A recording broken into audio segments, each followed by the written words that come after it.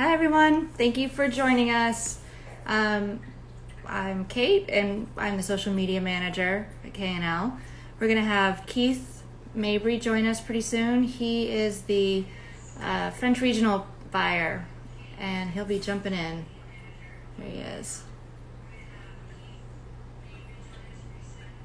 He's joining us right now.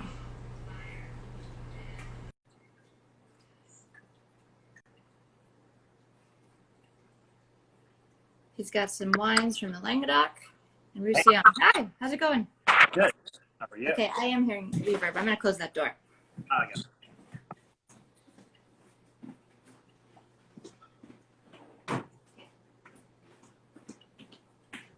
All right. Hey, how you doing? I'm good. Just hanging out and Yeah. a windy day. So what are we drinking today? So we're gonna take a look at two new producers, both from the Languedoc-Roussillon area. One is from Languedoc, that's Domaine de la Réserve d'eau. Mm-hmm.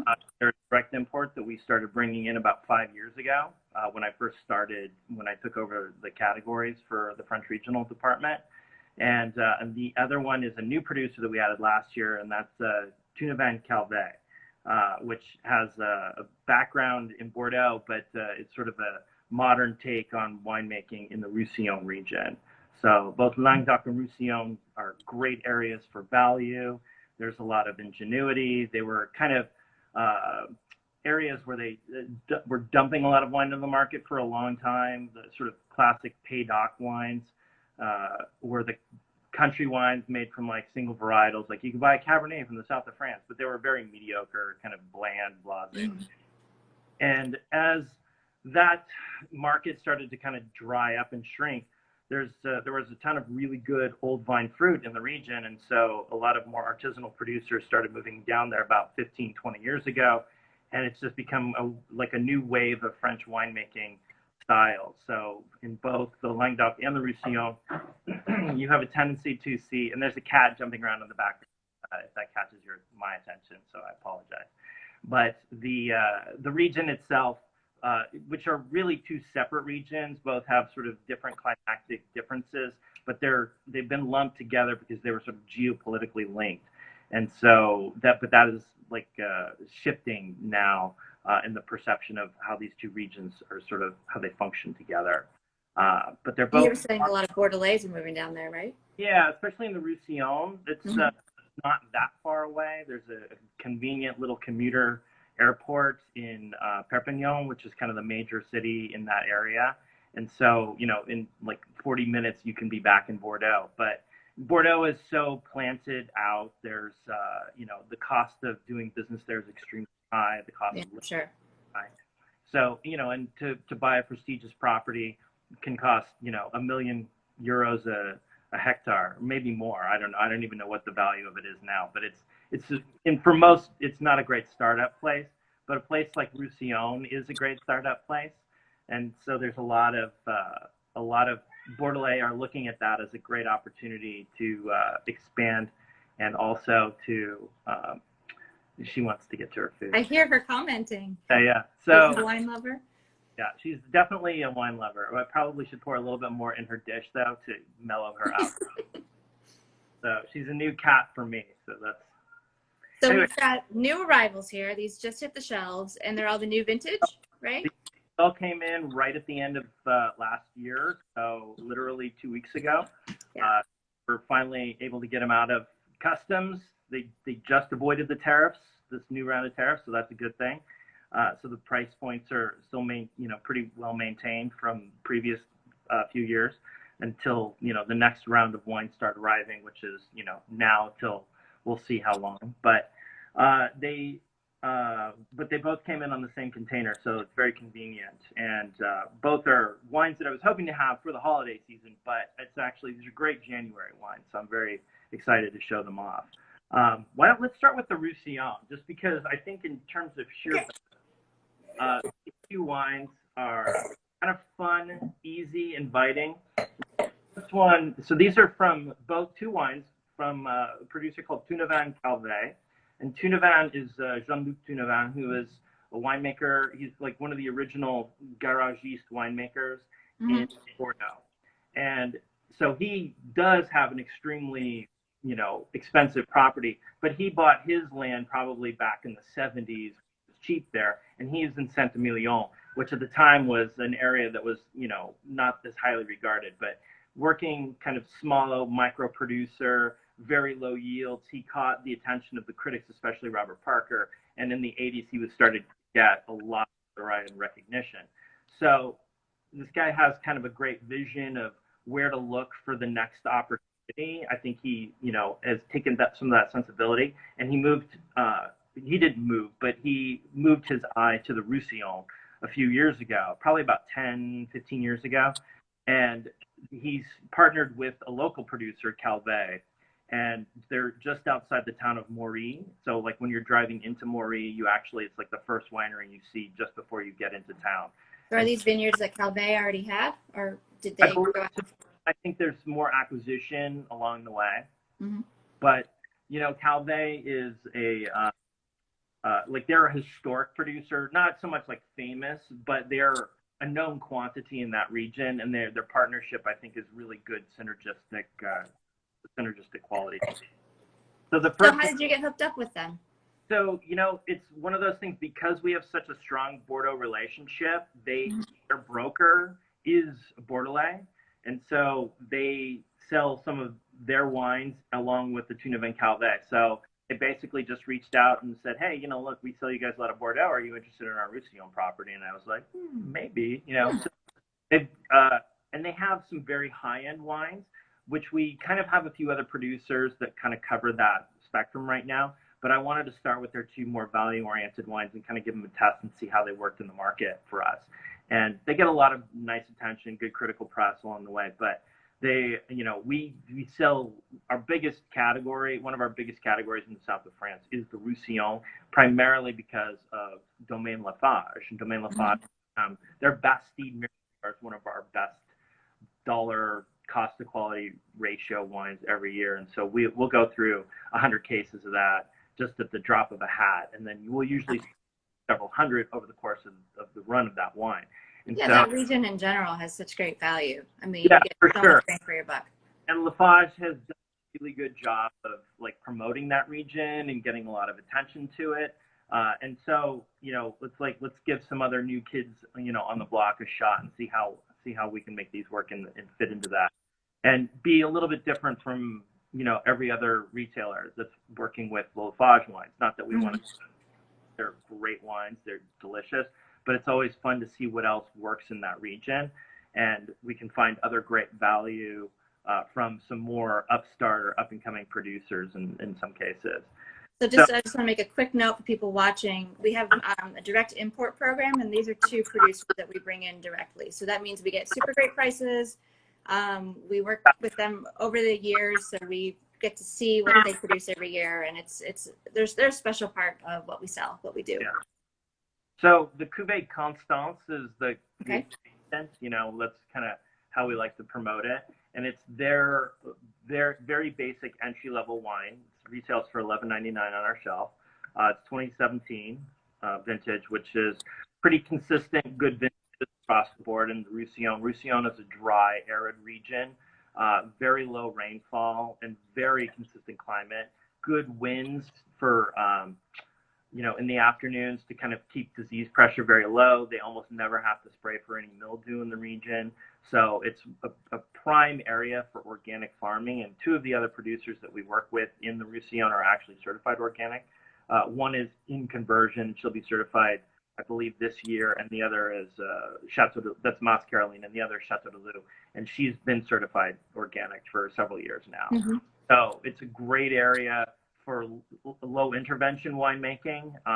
So, people who don't want a lot of additives to their wine, this is a warm area with high concentration. So you basically get these really lush, saturated wines that, also have good acidity. And so they don't need a lot of manipulation to get to that flavor profile. Yeah, this is super silky. I mean, there's just so much elegance here for $11.99. Yeah, and the Constance, I think I opened this bottle yesterday, so I think it's showing even better today. little more upfront fruit, a little more jammy. And today, I think you're getting more of the nuance of like a Southern French red with that sort of spiciness, balance to it. It's not as bold as it was out of the gate, but there's nothing wrong with that either. I think, for me, like, coming out the holiday season, I want some good, cheap and cheerful wines, in a box that I can just pull, drink, and not feel too guilty about. And I think totally perfect, Taco Tuesday wine. Plus, if it's even better the next day, you can sort of, follow up on that resolution of drinking a little less and drink one glass one night, one glass the next night. And make, whatever you don't use, you put it into the stew, and it's going to be that much better. This would be great for beef stew, like we were talking about the other day. Yeah, absolutely. Yes, and it is stew weather. Well, almost stew weather. We're in Southern California, so it's still a little bit of a mixed bag, but it feels like stew weather. We're supposed to get rain, so knock on wood, it'll be stew weather soon. So the other wine from Thunevin-Calvet is the Lamborgh, which is my favorite in the lineup from them, actually, because this is a little bit closer to home, my flavor profile for me. So where the Cuvée Constance is the more classic grape varieties, it's like Syrah, Carignan, Grenache. Those are the trinity of grape varieties of the region.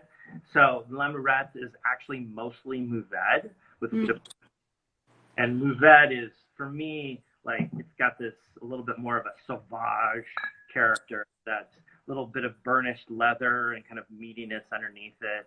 And again, I opened this yesterday, and I think it's showing even more aromatics, a little bit more of the potpourri and floweriness to it. So I think it just it has a little bit more resonance. And so for a few bucks more, Mourvèdre, very tricky, much trickier grape to work with in a lot of cases. But for $15, I think you get this sort of Bandol-esque character. Absolutely.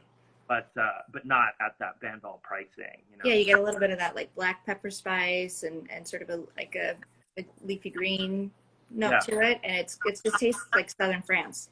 Yeah, and this is like the more barbecue-esque wine for me, like grilled sausage, or even if you can't get outside because the weather's not permitting, you can just pan fry up some sausage and onions and or just even a little charcuterie plate. I think it's fantastic, especially. How much is this bottle? One's $14.99. Still a great deal. So that's kind of like, I love coming across, most of how we get our producers is by referral. And often, it's because we have already an existing relationship with somebody else. And in this case, we had a relationship with Thunevin-Calvet's Bordeaux partners. And so that kind of took us to this. And probably one of my favorite producers that we've ever added to our portfolio, and they've become almost like family to me, is Domaine de la Réserve. And so these guys, for me, kind of encapsulated everything that I want to accomplish in our direct import program. It's like they make high quality wine, intervention, certified organic, certified biodynamic. They're Demeter. They are just salt of the earth people who kind of get it, but they also make really delicious wine. And they have a really cool new range.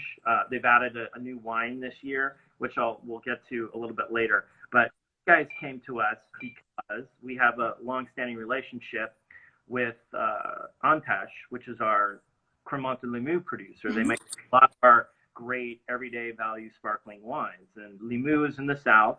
It's just a village not too far from Carcassonne, which is the big famous walled city in the area, to give you a little bit of perspective. And a really great board game.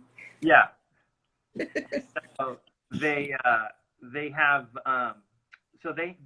belong to an association of growers, winemakers called the Vinifi, and Françoise Gazot often is the head of that group of association, and they're all women winemakers, and they all work at sustainable, organic, and biodynamic levels. They travel together, they party together, they party very well together.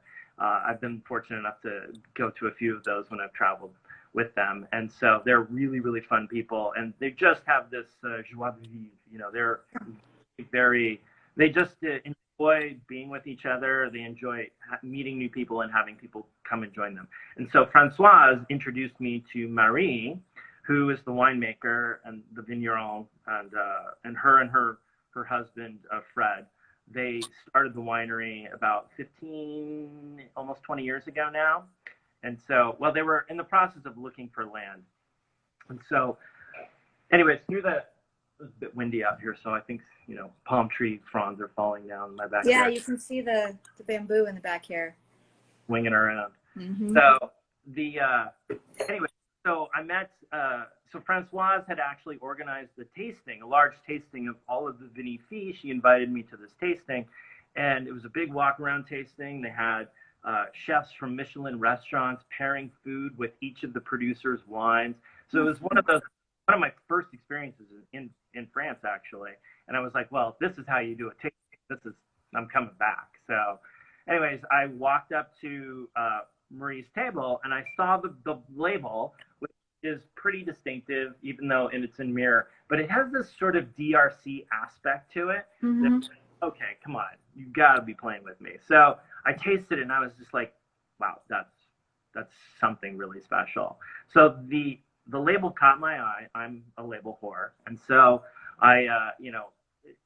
but what was in the bottle is what kept me there. And so we had as good a conversation as we had. My French I was probably a little bit better at French then than I was now, because I was so nervous. I was actually studying more French, but now I'm like super lazy about French because they'll all speak English to me, which is unfortunate. But anyways, so kind of muddled through our conversation. And then the next day I was at a wine fair, and she also happened to be there. And I kept going back and tasting her wine. And I probably went back to her table like 3 different times. So I scheduled a meeting. We sat down. We talked a little bit about strategy. A friend of mine who was with me, who speaks French and English fluently, helped sort of broker the deal.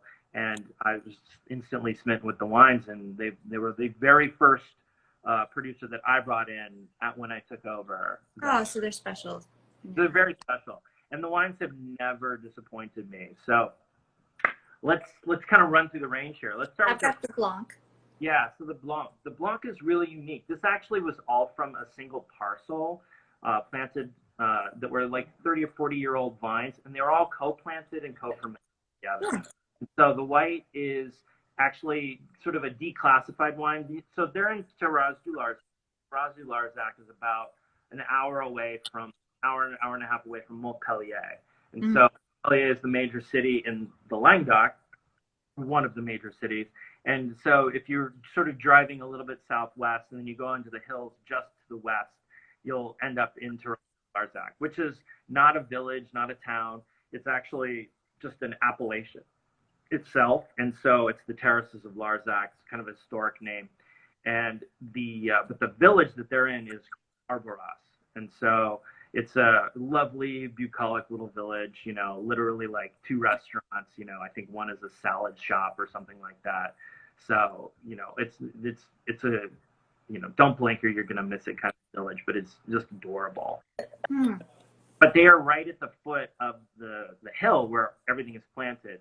And when Fred and Marie were looking for vineyards, it took them 10 years to find it. They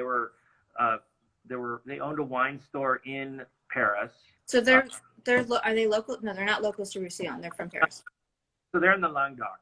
Oh, Languedoc, right. They're from Paris originally. Frederick's family was in the wine business, and they owned retail stores just like in the suburbs of Paris. Mm-hmm. It was one of those kind of places where they had lots of wine that you could also roll up with like an empty demijohn, and then fill up, they have a cask, and you could just fill up your weekly wine and just pay a few euros and you're out the door. So kind of a little bit different than what we have here, but still kind of fun, but like your everyday sort of neighborhood shop. I wish K&L could do that. Yeah. That'd be fun. Get some little kegs or whatever. Mm-hmm. So anyways, Marie always wanted to make wine. Didn't really have a background in it, but had a sort of natural inkling for it. And they had a sense of what they were looking for in terms of, but they would know it when they saw it. So Marie was, scouting in the South, and she came across this vineyard. And after 10 years, she saw it, and she called Fred and said, "Hey, I found a vineyard." He goes, "Great, buy it. Just let's sign it. Because I don't need to see it. You knew it. You finally saw what you were looking for, and this is it. Let's just do it. And so that basically they wound down the shop and they moved to full time to Arboros. Well, actually just outside of the village itself, but that's where the winery is. And they started making their wine. And so one of the cool things was this parcel was planted before they got there, and everything was co-planted together. And so it is an homage to that wine, where they have a little bit of Chenin Blanc planted there, a little bit of Roussanne, and then I believe the other grape is Grenache Blanc. And so they're actually all co-harvested, co-planted, co-fermented together. Mm-hmm. So you get this, I think, you get sort of the nice thing is the Chenin really gives you this nervy backbone, I think, that kind of gives the wine a little bit more acid. Mm-hmm. The breadth of Roussanne and Grenache Blanc, which are a little bit on the rounder side of grape variety. Yeah, you get a lot of texture from them, and I get sort of an apricot-y, marzipan, note to it. It's delicious. The Chenin brings that sort of bitter almond, that marzipan. Mm-hmm. I think they really play well together. So it's always a fun wine, and I usually throw a bottle or two in my wine locker every year because Fred's like, always best 3 years old, Yeah. And I opened one that was 3 years old, like late last year, and I was like, Fred, you are correct, sir. You know your wine, sir. So you can't start. Well, if you can't wait, it's drinking well now too. Yeah, exactly. For fun, and if you get to it a little bit sooner, then just give it a little bit of air. I think it opens up. Mm-hmm. An hour ago, it was a little bit tighter, a little cooler, and I think now it's really starting to open. Yeah. So one of the best sellers and kind of a staff favorite is the Bilbo. Nothing to do with Bilbo Baggins. So this is actually the Basque way of saying Bilbao, and so Fred are huge fans of the sort of Basque food culture. You know what? I forgot to ask you the price on this guy. Oh, so the Blanc is $24.99. And then what about the Bilbo? The Bilbo is $19.99. Okay, sorry. So, the 2019 vintage, and for those who kind of want to explore, like we always they call this their picnic wine, and so it has more of a tendency to be. It's bright. It's almost like a young Gamay. It's bright. It's fresh. Mm-hmm. It have like a little tickle of carbon dioxide left in it because they always kind of not rush it, but they always want this to be as bright and exuberant a wine as possible. And it's always at its freshest in the year or two that you drink it. And they're always like, always put a little bit of a chill on this. Just have it ready to go for that picnic. Yeah. Just, don't hike for too long before you open it. Got that pretty bright berry fruit. Yeah. Blueberries and raspberries, and it's like a bowl of summer fruit. Yeah. So they grow 3 main red grape varieties. It's this is a blend of all 3: Grenache, Syrah, and Sancerre. Mm-hmm. So but it tends to be the newer plantings, the younger vines, the little bit lower down the slope of their hill. So I think it's it's the most inviting and engaging wine. And if you're really into like natural wines and you kind of want that more of that experience, and these are all technically in the natural canon. These guys go to the natural wine fair, but they're low intervention winemakers. They do use a little bit of SO2 to prevent any kind of bacterial incursion at bottling. But the threshold of what they have as far as SO2 goes is below the detectable threshold for anybody who's sensitive to that kind of thing. Mm-hmm. But I find that, in terms of flavor profile, this has that most, like, if you love La Pierre Morgon or, Foillard, this is kind of like the Languedoc equivalent of that. Yeah, it's bright and it's juicy, but they still have sort of the a little bit more of a backbone to make it, really food friendly, I think. Yeah, and it's got a lot of it has a lot of like exuberant strawberry characteristics, which is a little more Sancerre in the wine, which is kind of a, Sancerre tends to be the backbone for most rosé production, especially in like Provence. So it's not a high extract grape, and it usually needs to be fairly old before it yields like really interesting fruit. And so, it's got to be 30, 40, 50 years old before it starts to produce like really quality fruit where it starts self-yielding. Because Sancerre is a bit of a weed. It can produce itself, so you have to crop it. You have to be on top of it. Otherwise, you make rosé.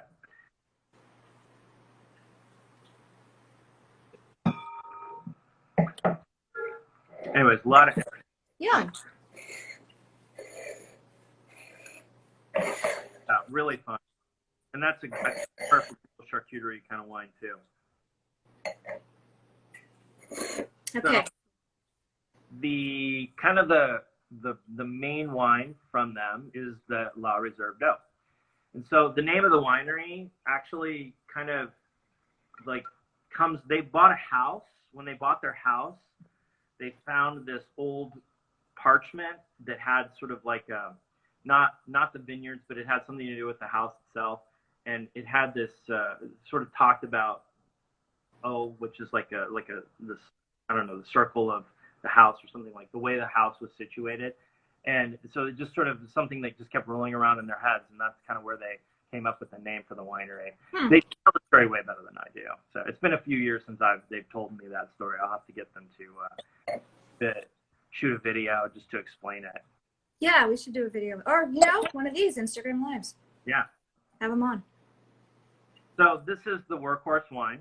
Comes in at $24.99.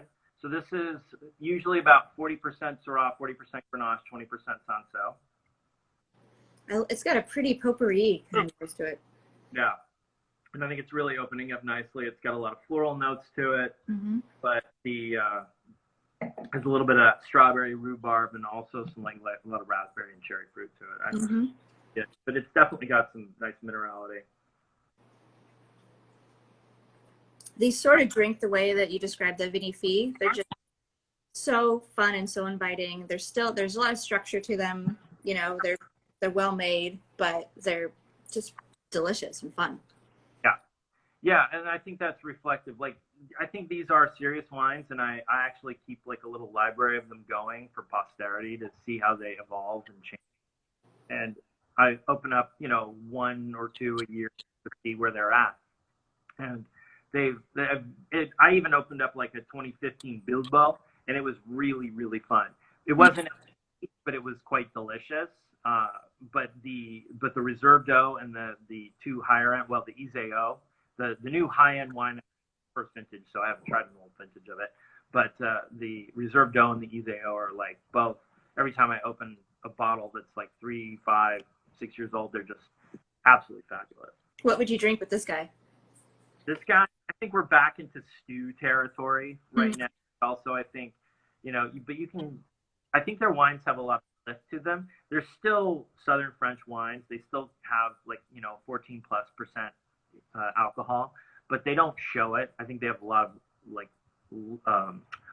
they always say the wines have so much freshness, and I think they really do. There's a vibrance to them that I think really comes through, but also you get this. So I think you can even get into things like, I think we drank it originally with duck. Like when we sat lunching, it was actually a lunch.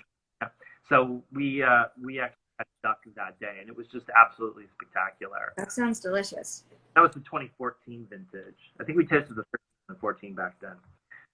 So. Is this the 18? This is the 18. So. Do you want to talk a little bit about the vintages down there? So, yeah, I think there are some challenges. I think in some vintages, like 18 was challenging. A lot of mildew pressure in that year. Yields were extremely low. Grenache was very difficult, so it was kind of a hassle to work with. But if you know what you're doing, and they're higher altitude, they have some of the highest vineyards in this appellation. So I don't think had as much pressure, but they still had a lot of low yields that year. So it was just a lot of it becomes more of an economic challenge, where instead of having normal yields where you can have like, oh yeah, we broke even or we made some money this year, in a challenging vintage for guys like this, a low yielding vintage could mean like, well, we're going to have to, we can't buy that tractor this year because the cash flow is just not what it is. And I have a visitor. Well, you can't see. She just cleared the camera. Anyway, by the way, she's like, that's a great story. I must taste these wines. So next up is the Hissez, and that's also the 2018. And the Hissez is, it's actually, the name is based on an old French shanty. like a sailor shanty. A song? Yeah, it's like a song, but it's like something you would say. Like we started once they told us that we started singing like instead of saying yo ho Pirate's Life for me, we just kept saying Hissez-o. I actually heard on NPR like this week that shanties are coming back. They're back. I know Stephen Colbert was talking about it last week, and they're huge on TikTok apparently. So I guess we got to maybe we can head over to TikTok and see if there's an Hissez-o shanty, some old French shanties. So the Hissez-o tends to. This is the older vine fruit, the highest altitude fruit. This is more Syrah, so always a little bit more meatiness to it. And do they age this in oak? Because like there's a lot of richness to it. Yeah, the other ones are usually done either in large tanks or foudre, and this does see a little more. I think demi-muid. They're not using a lot of barrique in their wines, but no, it's not. It doesn't have that oak imprint, but it's just got the richness and the fullness that you get from, from older oak. So and Syrah needs a bit of oak maturation because it's a productive grape variety. It needs that introduction of oxygen through like the pores of the through the pores of the vessel itself, allow for some of those reductive elements to sort of break apart, so you get away from the ultra funkiness and into the more like cleaner, elevated aromatics. So you just got to break apart those hydrogen sulfide compounds. But every year I'm always impressed with this wine. And I think it's even gotten, like, there was maybe a little bit more upfront oak, and I think as the winery has aged and the wood has aged, that starts to recede into the background. So you get the nuance of what oak brings to the table, but without the wood being, a major component of the flavor profile. Yeah, exactly. You don't have that sort of oak spice stamp on it. It's more of just like the silky texture where there's a, richness to it. Yeah. I mean, I rate this wine a bit more like a Côte rôti in its flavor profile. So, it has this sort of, again, that sort of floral characteristic to it, and a little bit more of the bacony character starts to open and evolve. You'll see, I think, more of that character. And still a lot of like blackberry fruit. Yeah, and definitely shifting more into the black fruit as opposed to sort of more concentrated red fruits you find in the other two wines, And this, I think in terms of ageability, I think this easily is a 7 to 10 year wine. And then I've only tasted one. They opened a bottle of the original bottling of it for me when I was there, but that was like 3 or 4 years ago. But the wine showed extremely well. So, and I think it was about 10 years old at the time. So it was just a real experience.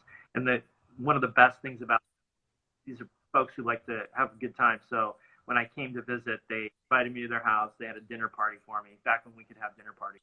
And Fred is actually an accomplished guitarist. He collects guitars, and he even has a studio in their house where he plays, and he's got a band. But before he took over the wine business in Paris, he was like a rock and roll, like a punk rock guitar in London, actually. So I think we should invite them to do a tasting and a guitar show. Played music to match with the wine. Yeah, I think that'd be fun. Well, this is delicious. I really like this one. And how much does this run? This bottle? So this is only $29.99. I think it's a lot of wine for that. Yeah. And this one always, they get some critical attention as well. That always kind of does really well with the critics. But if that's your game. But I think these wines kind of speak for themselves. So this is the new bottling, right? Yeah. This is Larzac, which I said horribly, but let me hold it a little closer so you can see it in reverse. Yeah. So the Arboras is the village, and the Côtes, the hill. So, and this is a new, very small, single amphora bottle.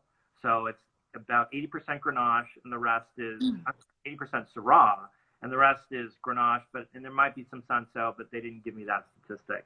but definitely the most Syrah heavy. But this one's all aged in amphora, so large clay vessel.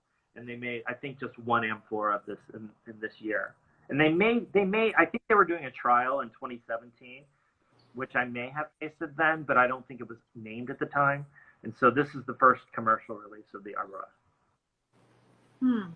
They're even working on, like, I think an orange wine, like a, like a sort of a Quevry style, like extended skin contact. They're doing a little bit of experimenting with their flavors. And the cool thing about is when you sort of participate in the natural wine fair groups, and as long as you're not too dogmatic about it, you're exposed to a whole broad variety of winemaking styles, many of which are ancient. But if you're doing them cleanly and have a really good sense of how your fruit responds to these types of environments and how it reacts, and then you can make some really, really great stuff that, like, at an elevated level. Yeah, and this is definitely it. It's so complex. I feel like there's a lot of, like, sort of olive notes and tomato leaf, and there's, sort of a savory note to it on the nose, but it's just luscious on the palate. Yeah, and I get a lot of incense in this guy too, and this definitely fits in that northern flavor profile. Yeah. Maybe not as heavy as an Hermitage, but or a Cornas, but it definitely has some of those, like, broader characteristics to it. But really, yeah, fantastic. So you can see why I'm enchanted by these. They're very, very humane people. Just have a really good sense of themselves, of what they want to accomplish, but also love to share what they're doing. And that's kind of one of the major characteristics that draws me to a lot of the winemakers that we work with. So I'm always on the hunt for the next Marie and Fred out there, so.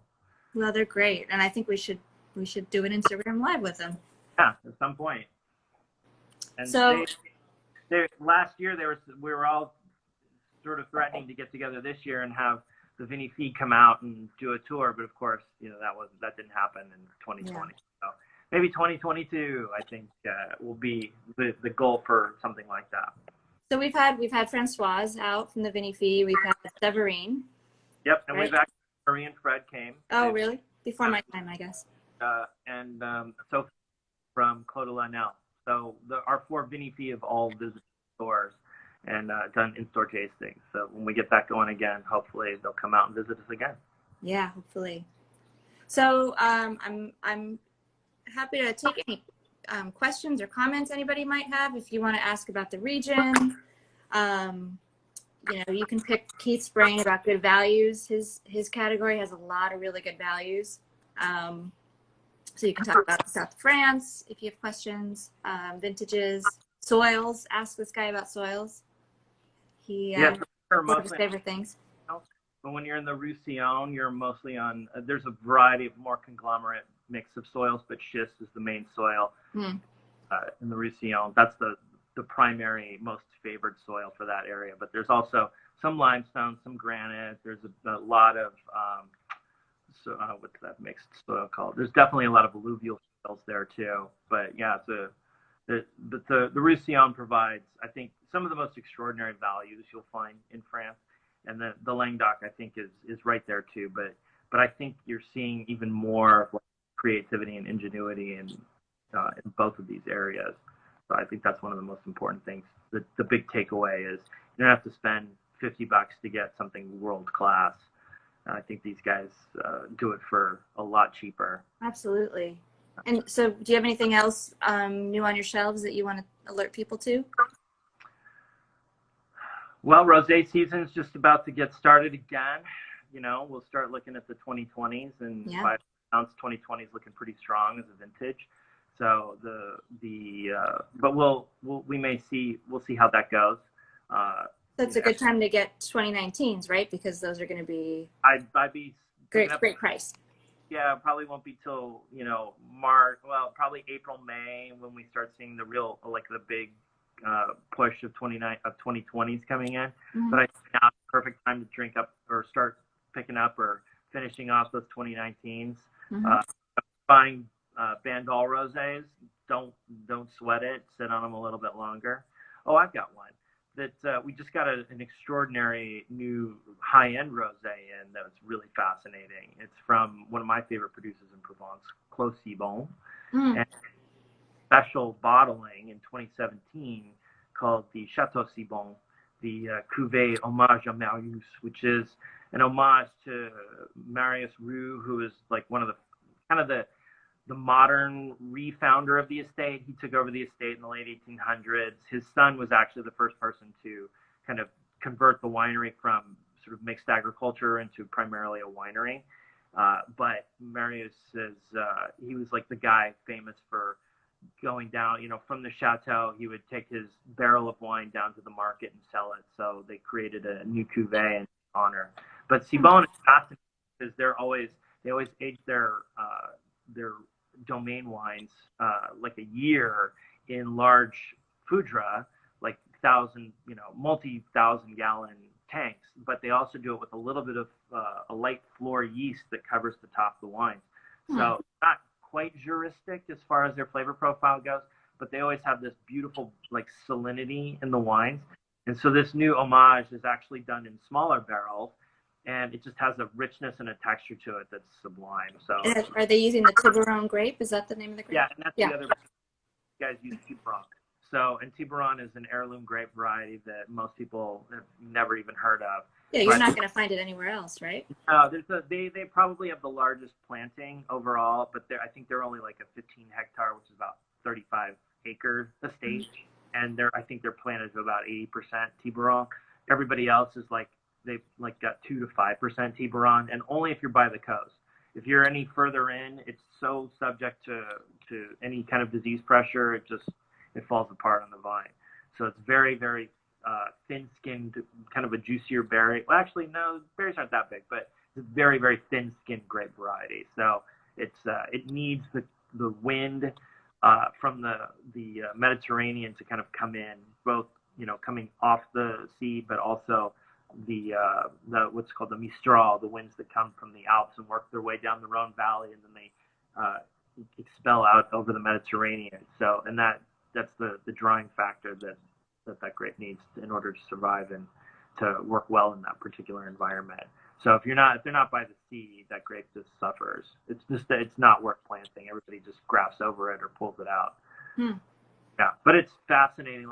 It's such an incredible heirloom grape variety. But when it's done right, even as a red, they make a full-fledged red wine out of it, and it's potpourri and spice, and it's just exotic, and it's an explosive panoply of flavors on the nose, and like very light to medium-bodied character to it. A little bit of tannic grip, but it's just really, really fun and exotic.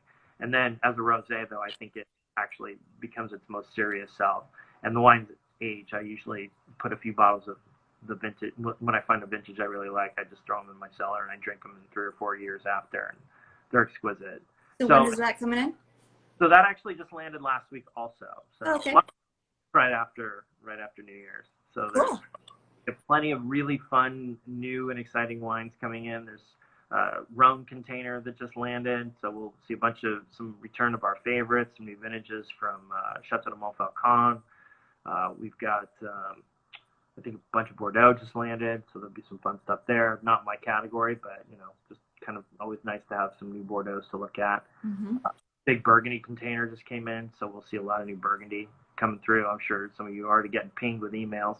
And so there's a lot of really fun, cool stuff coming in from France. Yeah, and if you guys are interested in Bordeaux, we've got Clyde coming on at 5 o'clock on Friday. And we'll be talking about his new wines. So tune in. Terrific. Thank you, Keith. Thank you, Kate. I'll talk to you soon. Yeah, and if anybody has any questions, feel free to PM me. You can always email me through the website if you have questions, or just my email is keithmabry@klwines.com. So thank you. Bye. Happy Tuesday.